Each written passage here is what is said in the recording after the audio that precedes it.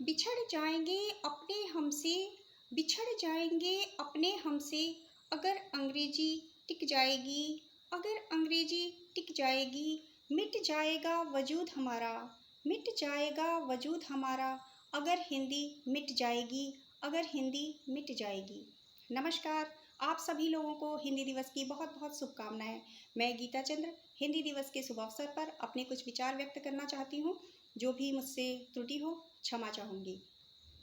हिंदी शब्द आते ही हमें एक हिंदुस्तानी होने का एहसास होता है।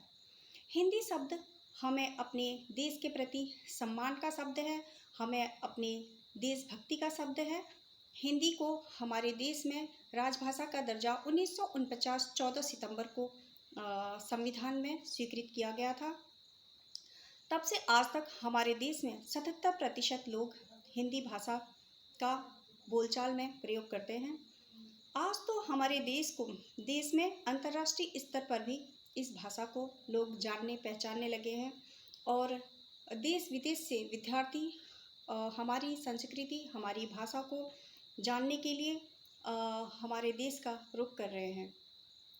यह भाषा हमारे देश की संस्कृति व संस्कारों का प्रतिबिंब है।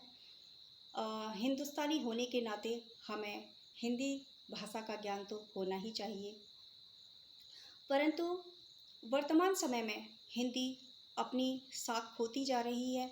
हमें अफसोस है कि हम आज आधुनिकता की जिस दौड़ में दौड़ रहे हैं, आधुनिकता हमें इस तरह से हमारे ऊपर हावी हो गई है कि हम अंग्रेजी भाषा को ही अपनी सभ्यता का पर्याय मान रहे हैं। आधुनिकतावादी हमें अंग्रेजी भाषा बना रही है। आज हमें ऐसा लगता है कि जो हिंदी बोल रहा है वह अनपढ़ व गँवार है और अंग्रेजी बोलने वाले को ही हम एक सभ्यतावादी हमें लगता है। तो इस आधुनिकता की इस दौड़ में आज हम अपने बच्चों को भी, माँ बाप जो हैं अपने बच्चों को भी अंग्रेजी सिखाने के लिए अंग्रेजी स्कूलों में डाल रहे हैं। तो वहाँ पर बच्चों को अंग्रेजी भाषा का वातावरण न मिलने की वजह से बच्चे अधकचरे रह जा रहे हैं।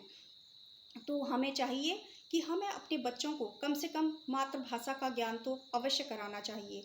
एक भाषा में अगर अच्छी पकड़ होने पर ही हम दूसरी भाषा को जल्दी सीख पाएंगे। अगर हमारी पकड़ हमारी अपनी भाषा में है तो हमें दूसरी भाषा को सीखने में परेशानी नहीं होगी।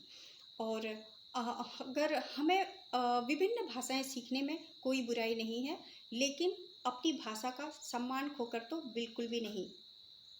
अगर हम अंग्रेजी अपनी भाषा को, अपनी हिंदी भाषा को रोचक बनाने के लिए अंग्रेजी के कुछ शब्दों का इस्तेमाल कर सकते हैं, लेकिन दूसरी भाषा को सम्मान देकर हम अपनी भाषा का सम्मान खोना हमारे लिए बहुत ही अफसोस की बात है। आज बड़े बड़े शैक्षणिक संस्थानों में और बड़ी बड़ी प्रतियोगिताओं में भी हिंदी के प्रति उदासीनता दिखाई दे रही है।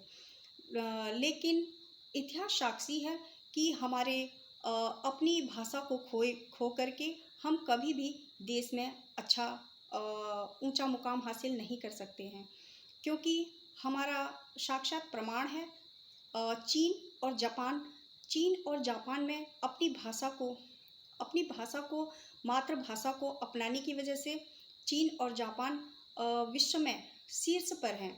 तो हमें अपनी भाषा के प्रति सम्मान जगाना ही चाहिए। इसलिए आवश्यकता है तो आज सरकार व जनता को हिंदी भाषा के महत्व को समझने की और हर क्षेत्र में हिंदी का समावेश करने की। हिंदी सिर्फ 14 सितंबर तक ही सीमित ना रहे, बल्कि हमारी दिनचर्या में भी शामिल हो। अब ज़रूरत है हिंदी के शुद्ध रूपों को और उच्चारण और अभिव्यक्ति पर ध्यान देने की, जिससे इसकी प्रतिष्ठा हमेशा बनी रहे। तो आइए हम आज से ही अपनी भाषा हिंदी को सम्मान दिलाने के लिए आगे आएं और अपने बच्चों को भी इसमें शामिल करें। तो मैं आप सभी से इन्हीं शब्दों के साथ इजाज़त चाहती हूँ और हिंदी की हिफाजत चाहती हूँ। जय हिंद। नमस्कार।